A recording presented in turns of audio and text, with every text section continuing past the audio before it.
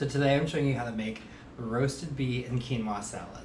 And it's really easy. The first thing we need to do is cook the quinoa.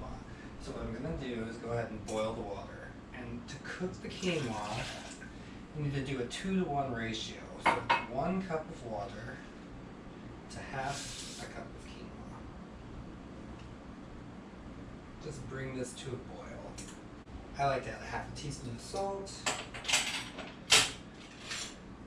Just give that a... Once you've brought everything to a boil, go ahead and reduce the heat, cover it, and simmer for about 14 minutes. Alright, so the quinoa has been simmering for about 21 minutes.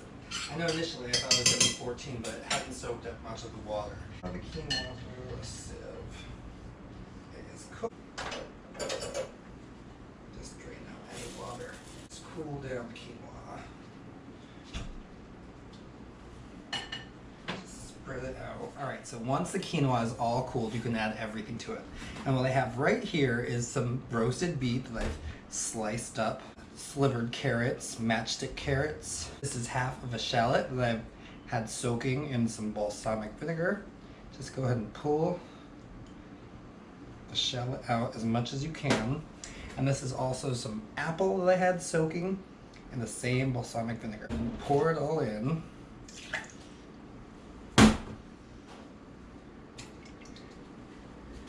And it looks like in total I was using about a half a cup. A little oil.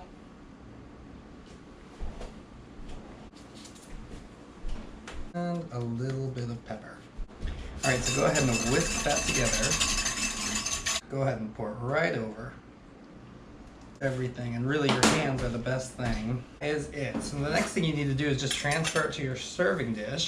Add just a little bit of parsley, chopped up. Take some pine nuts, toast them, and just sprinkle them right over the top. So here you have it, my quinoa and roasted beet salad. I hope you like it.